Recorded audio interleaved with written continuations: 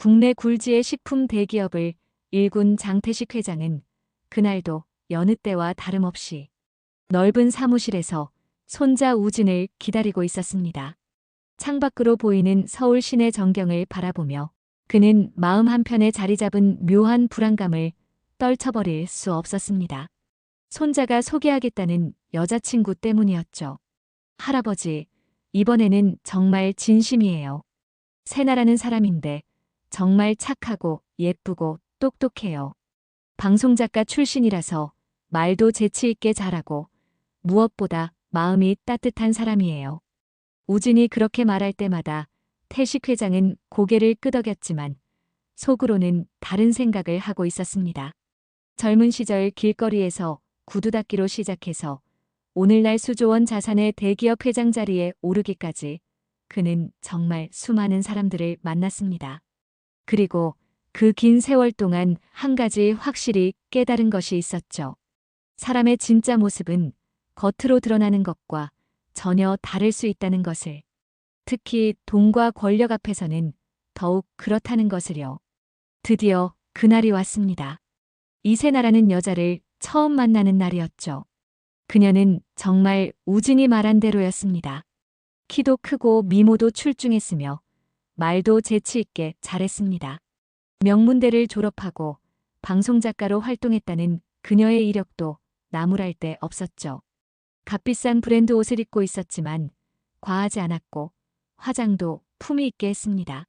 안녕하세요, 회장님. 우진이에게서 정말 많은 이야기를 들었어요. 이렇게 뵙게 되어서 정말 영광입니다. 세나는 정중하고 공손하게 인사했고 식사 내내 완벽한 예의를 보였습니다. 한식을 먹는 매너도 우아했고 대화 중에 나오는 경제 이야기나 사회 문제에 대한 견해도 지적이고 균형 잡혀 있었죠. 심지어 태식 회장의 어려웠던 젊은 시절 이야기에도 진심으로 감동하는 모습을 보였습니다. 정말 존경스러워요. 아무것도 없는 상황에서 이렇게 큰 기업을 일구신 것이 대단하세요. 저도 우진이와 함께 그런 정신을 본받고 싶어요. 하지만 태식 회장은 뭔가 어색함을 느꼈습니다. 너무나 완벽해서 오히려 의심스러웠거든요. 마치 철저히 준비해온 연기 같다는 생각이 들었습니다. 사람은 자신이 안전하다고 느낄 때 진짜 모습을 드러내는 법이지. 태식 회장은 속으로 중얼거렸습니다.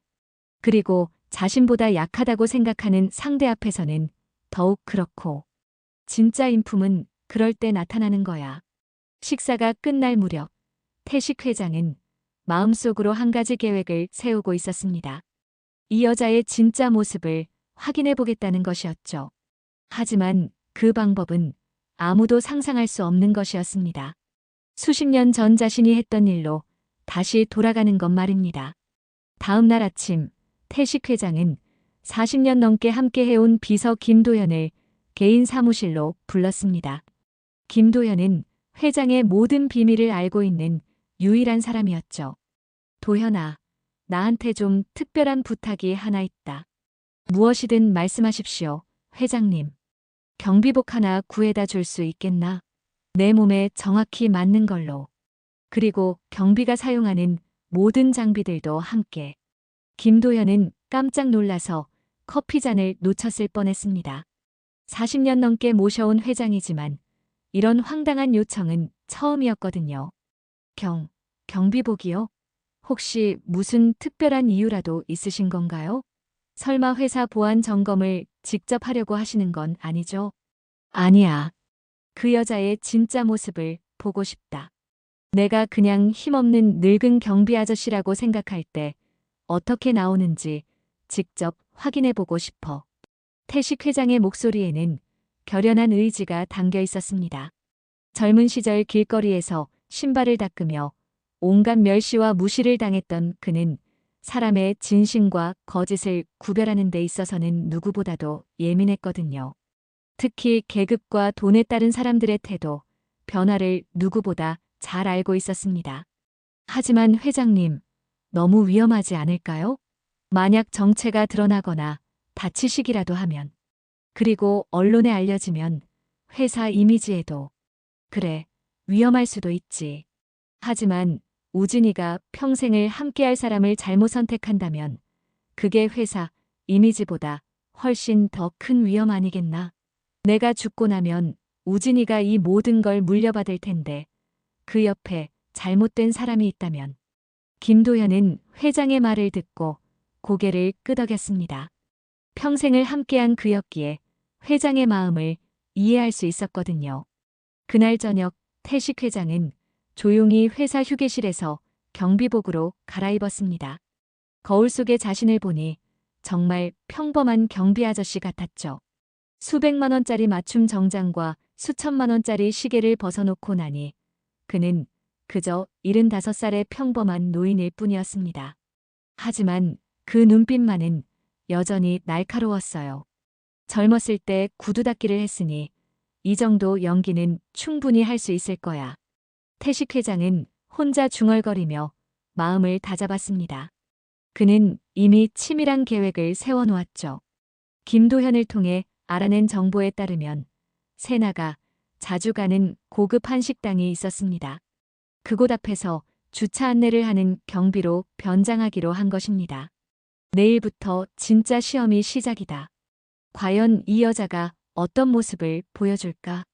하지만 그때의 태식 회장은 몰랐습니다. 자신이 듣게 될 말들이 상상했던 것보다 훨씬 더 충격적이고 모욕적일 거라는 것을요. 주말 저녁 8시 서울 강남의 한 고급 한식당 앞. 네온사인이 화려하게 빛나는 거리에서 태식 회장은 경비복을 입고 주차 안내를 하고 있었습니다. 지나가는 사람들은 그를 그저 평범한 경비 아저씨로만 봤죠.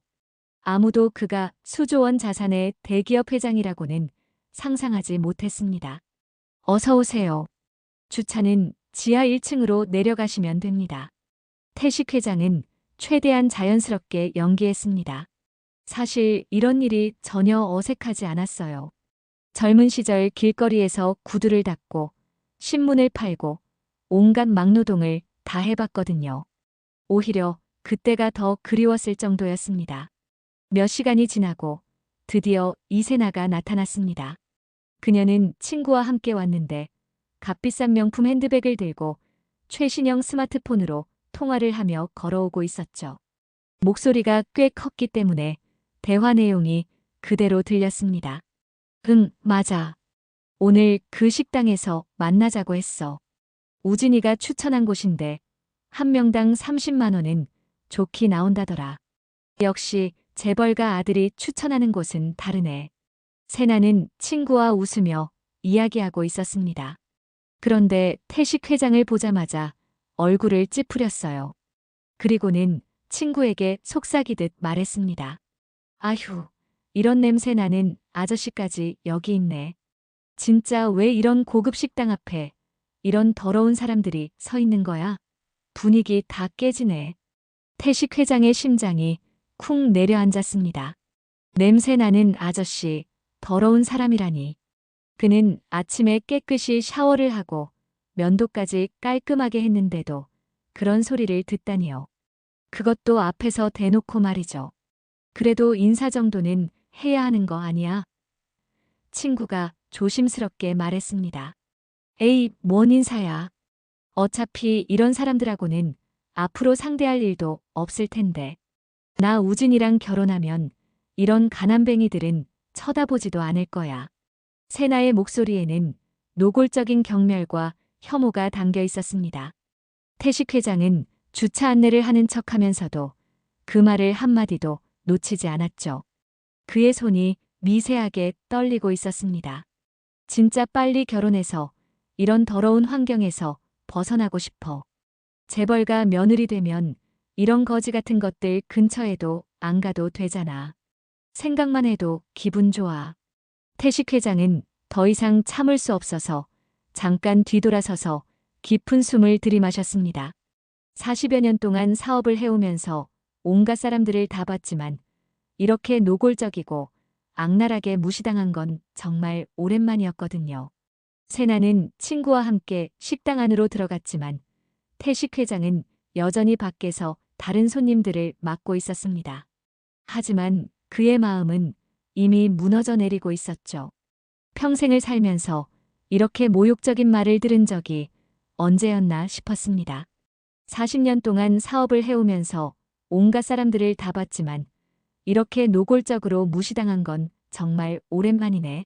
하지만 아직 끝이 아니야. 30분쯤 지났을까요? 세나가 화장실에 가려고 혼자 나왔습니다. 그런데 또 다른 친구와 전화를 하고 있었어요. 목소리가 흥분되어 있었습니다. 언니, 나 지금 우진이가 추천한 식당에 있어. 그런데 입구에 진짜 더러운 경비 아저씨가 서 있어서 처음에 기분이 완전 나빠졌어. 태식 회장은 가슴이 답답해져서 숨을 크게 들이마셨습니다. 하지만 세나의 말은 계속됐죠. 아니야, 나는 진짜 이런 거 못 참겠어. 가난한 사람들이 왜 이렇게 냄새가 나는지 모르겠어. 진짜 역겨워. 근데 더 웃긴 건 그런 애들이 고급 식당 앞에서 일하고 있다는 거야. 그때 태식 회장은 조용히 휴대폰을 꺼내서 녹음 앱을 켰습니다. 이런 말들을 우진이에게 정확히 들려줘야 한다고 생각했거든요. 증거가 필요했습니다. 그래도 좀 참아야지. 일단 우진이 할아버지한테 완전히 잘 보여야 하거든. 그 영감이 진짜 돈이 엄청 많다더라. 한국에서 손가락 안에 드는 재벌이래. 한 번만 잘 보이면 내 평생이 완전히 달라져. 태식 회장의 표정이 차갑게 굳어졌습니다. 영감이라고 했군요. 그리고 돈 때문에 접근했다는 것도 이제 확실해졌고요. 하지만 더 충격적인 말이 이어졌습니다. 솔직히 우진이는 정말 재미없어. 그냥 조용하고 착하기만 하지. 남자로서는 매력이 전혀 없거든. 키스할 때도 어색하고 데이트할 때도 뻔한 얘기만 하고. 근데 재벌가 장손이니까 억지로 참는 거야. 세나는 웃으면서 말했습니다. 그 웃음소리가 태식 회장에게는 마치 악마의 웃음같이 들렸죠. 돈 앞에서는 뭐든 참을 수 있어. 결혼만 하면 우진이 완전히 교육시켜서 내 마음대로 조종할 거야. 어차피 그 바보는 나한테 완전히 푹 빠져 있으니까 내가 뭐라고 해도 다 들을 거라고. 태식 회장은 주먹을 꽉 쥐었습니다. 손자를 바보라고 부르다니. 그리고 조종하겠다니. 이것은 단순한 금전적 목적을 넘어서 완전히 악질적인 계획이었습니다. 할아버지도 마찬가지야. 늙은이들은 젊은 여자가 조금만 친절하게 굴면 완전히 넘어가잖아. 몇 번 애교 부리고 관심 있는 척하면 유산 상속까지 내 맘대로 할 수 있을 거야. 태식 회장은 더 이상 참을 수 없었습니다. 하지만 아직 녹음을 계속해야 했어요. 이 모든 걸 우진이가 직접 들어야 했거든요. 다음 날 오후 태식 회장은 다시 평상복으로 갈아입고 세나를 만났습니다. 이번에는 우진이도 함께였죠. 회장은 최대한 평정심을 유지하려고 노력했지만 어제 들은 그 끔찍한 말들이 머릿속에서 맴돌고 있었습니다. 어머, 회장님. 어제는 우진이 통해서 정말 맛있는 스테이크 레스토랑 추천해 주셔서 감사했어요. 음식도 좋았고 분위기도 너무 좋더라고요. 세나는 밝게 웃으며 인사했습니다. 어제 경비 아저씨를 더러운 사람이라고 부르며 무시하던 그 모습과는 정반대였죠. 마치 다른 사람인 것처럼 완벽한 연기를 하고 있었습니다.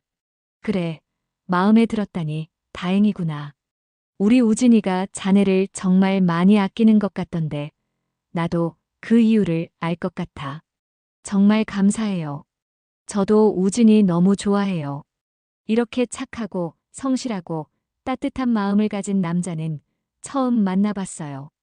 태식 회장은 속으로 비웃었습니다. 어제는 재미없고 매력 없는 바보라고 했으면서 이제 와서 착하고 성실하다니요. 할아버지, 세나가 요즘 결혼 준비에 대해서 많이 고민하고 있어요. 혹시 인생 선배로서 조언 좀 해주실 수 있을까요? 우진이 순진하게 말하자 세나가 수줍게 미소 지었습니다. 사실 저는 어릴 때부터 따뜻한 가정을 꾸미는 게 꿈이었어요. 우진이 같은 좋은 사람과 함께 사랑이 넘치는 가정을 만들고 싶어요. 아이들도 낳고 할아버지께도 효도하면서 살고 싶고요. 그래, 아주 좋은 생각이야. 그런데 결혼은 서로를 진짜로 아는 것에서 시작된다고 생각하는데 자네는 어떻게 생각하나? 태식 회장이 의미심장하게 물었습니다. 세나의 반응을 살펴보려고 했거든요. 당연히 그렇죠. 저는 우진이의 모든 걸 알고 사랑해요. 착한 마음도, 성실한 성격도, 가족을 사랑하는 마음도 다 좋아해요. 그럼 우진이도 자네의 모든 모습을 알고 있나? 예를 들어 다른 사람들을 대하는 태도라든지. 네, 물론이죠. 저는 숨기는 게 전혀 없어요. 항상 솔직하게 살아왔거든요. 누구에게나 똑같이 친절하고 예의 바르게 대해요. 태식 회장은 더 이상 참을 수 없었습니다. 저렇게 뻔뻔하게 거짓말을 하다니요. 그래, 솔직한 게 제일 중요하지. 특히 자신보다 어려운 처지에 있는 사람들을 대하는 태도 같은 것도 그 사람의 진짜 인품을 보여주는 거니까. 맞아요. 저는 부자든 가난한 사람이든 높은 사람이든 낮은 사람이든 전혀 차별하지 않아요. 모든 사람은 평등하다고 생각해요. 세나는 자신있게 말했습니다. 태식 회장은 주머니 속 휴대폰을 만지작거렸죠.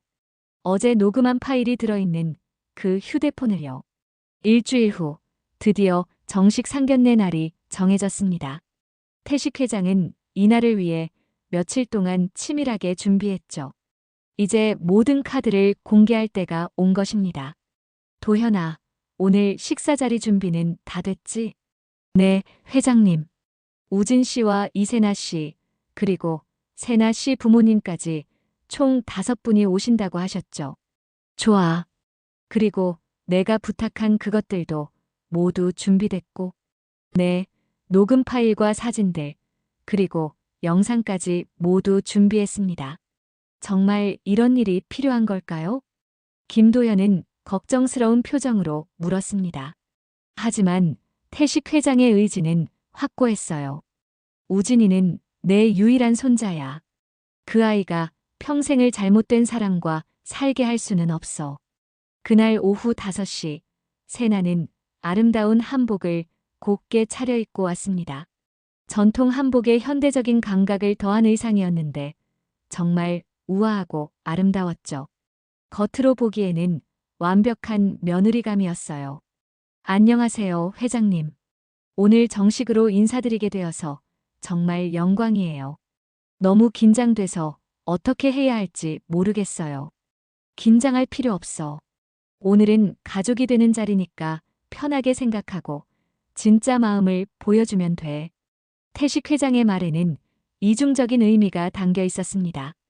감사해요. 저는 정말 이 가족의 일원이 되고 싶어요. 우진이를 사랑하는 만큼 회장님도 존경하고 있어요. 세나의 부모님도 함께 왔습니다. 중산층 가정이었지만 딸이 재벌가에 시집가게 되어서 무척 설레는 모습이었죠. 우리 딸이 이런 좋은 집안에 시집가게 되어서 정말 꿈만 같습니다. 평생 잘 모시겠습니다. 아니에요. 우리가 더 감사하죠. 이렇게 훌륭한 딸을 키워주셔서 고맙습니다. 태식 회장은 정중하게 대답했지만 마음속으로는 안타까웠어요. 이 선량한 부모들은 딸의 진짜 모습을 전혀 모르고 있었거든요. 식사가 시작되고 분위기는 화기애애했습니다. 세나는 완벽한 예의를 보였고 음식을 대하는 태도도 우아했어요. 모든 사람들이 그녀를 좋아하는 것 같았습니다. 이제 정말 한 가족이 된 것 같아서 너무 기뻐요. 세나가 환하게 웃었습니다. 하지만 태식 회장은 알고 있었죠. 이 모든 게 완벽하게 계산된 연기라는 것을요. 식사가 한창 무르익어 갈 때 태식 회장이 갑자기 화제를 바꿨습니다. 모든 사람들이 편안해진 그 순간을 노렸던 것이죠.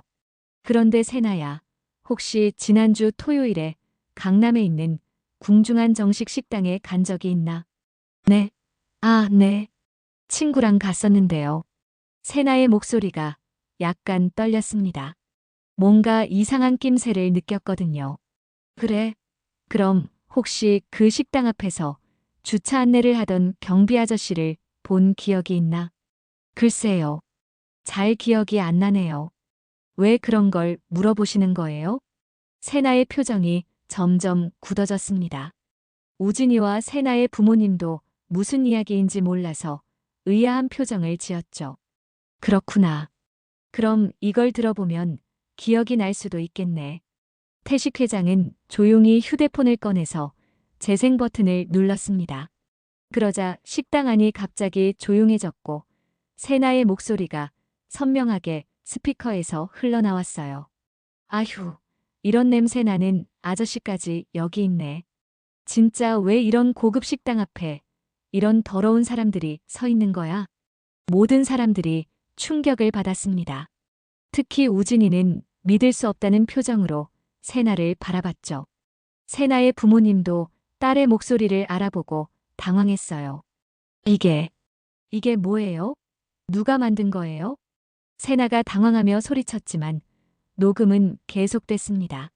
어차피 이런 가난뱅이들하고는 앞으로 상대할 일도 없을 텐데. 나 우진이랑 결혼하면 이런 애들은 쳐다보지도 않을 거야. 진짜 빨리 결혼해서 이런 더러운 환경에서 벗어나고 싶어. 재벌가 며느리 되면 이런 거지 같은 것들 근처에도 안 가도 되잖아. 우진이의 얼굴이 창백해졌습니다. 자신이 진심으로 사랑한다고 생각했던 여자의 진짜 모습이었거든요. 그 영감이 진짜 돈이 엄청 많다더라. 한 번만 잘 보이면 내 평생이 완전히 달라져. 솔직히 우진이는 정말 재미없어. 그냥 바보 같고 매력도 없어. 근데 재벌가 장손이니까 억지로 참는 거야. 이건 조작된 거예요. 누가 이런 걸 만든 거예요? 세나가 화를 내며 소리쳤지만 태식 회장은 차분하게 다음 카드를 꺼냈습니다. 조작? 그럼 이 사진도 조작인가? 태식 회장은 휴대폰에서 사진 하나를 보여줬습니다. 경비복을 입고 그 식당 앞에서 주차 안내를 하고 있는 자신의 모습이었죠. 그날 밤 그 식당 앞에서 경비 일을 하고 있던 냄새나는 더러운 아저씨가 바로 나야. 뭐라고요? 세나는 완전히 패닉 상태가 되었습니다. 자신이 그토록 무시하고 모욕했던 경비 아저씨가 바로 우진이의 할아버지, 그것도 한국 최고의 재벌 회장 중 하나였다니요. 할아버지, 이게 정말이에요? 우진이 떨리는 목소리로 물었습니다. 아직도 믿어지지 않는다는 표정이었어요. 그래. 나는 내가 사랑한다는 이 여자의 진짜 모습을 알고 싶었다. 돈과 지위를 떠나서 진짜 어떤 사람인지 말이야. 세나는 더 이상 변명할 수 없었습니다. 녹음과 사진이라는 확실한 증거가 있었고 무엇보다 자신의 목소리였거든요. 모든 게 들통난 것이었습니다. 저는 그게 아니에요. 제가 그런 뜻으로 한 말이 아니에요. 그럼 어떤 뜻으로 한 말인가? 냄새 나는 더러운 아저씨, 거지 같은 것들, 바보 같은 우진이. 이런 말들이 다른 뜻이 있다는 건가? 태식 회장의 목소리는 차갑고 단호했습니다. 우진아, 미안해. 내가 너무 어리석었어. 세나는 울면서 우진이에게 매달렸지만 우진이는 고개도 돌리지 않았습니다. 완전히 환멸을 느꼈거든요. 세나 씨, 이제 그만 가시죠. 태식 회장이 조용히 말했습니다. 화를 내지도 않았어요. 그저 실망한 표정으로 고개를 저었을 뿐이죠. 세나의 부모님도 딸의 행동에 충격을 받았습니다. 그들도 이런 딸의 모습은 전혀 몰랐던 것 같았어요. 죄송합니다. 정말 죄송합니다. 세나의 어머니가 눈물을 흘리며 사과했지만 이미 늦은 뒤였습니다.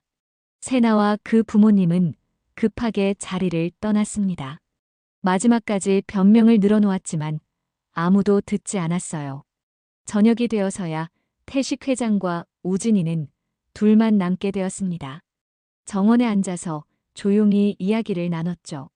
석양이 지고 있었고 두 사람의 그림자가 길게 늘어져 있었습니다. 할아버지, 정말 죄송해요. 제가 너무 어리석었어요. 사람을 제대로 보지 못했어요. 아니야, 우진아. 사랑에 빠지면 누구나 그럴 수 있어. 중요한 건 이제 진실을 알았다는 거지. 그리고 앞으로는 더 지혜롭게 사람을 볼 수 있게 될 거야. 태식 회장은 손자의 어깨를 다정하게 다독였습니다.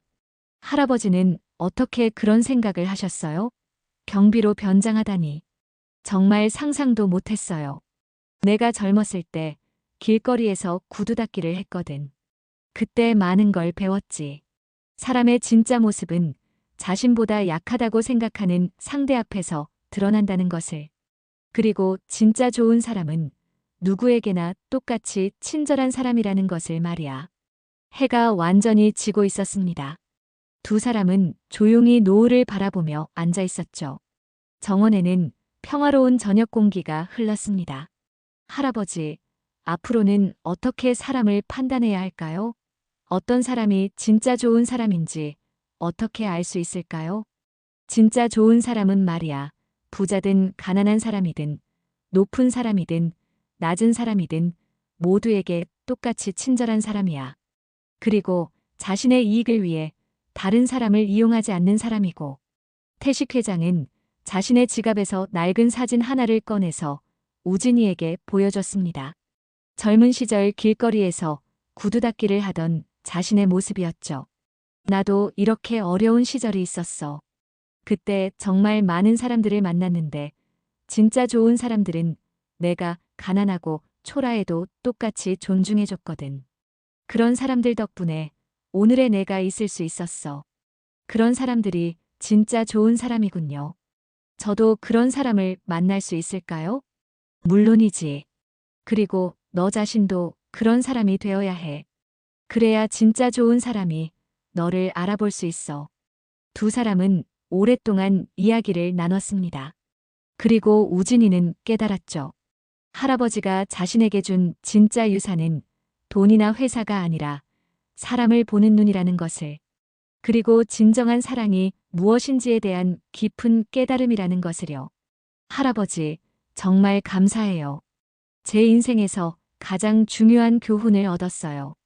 이제 넌 진짜 어른이 됐구나, 우진아. 태식 회장은 흐뭇하게 웃었습니다. 비록 힘들고 아픈 과정이었지만 손자가 인생의 가장 중요한 교훈을 얻었으니까요.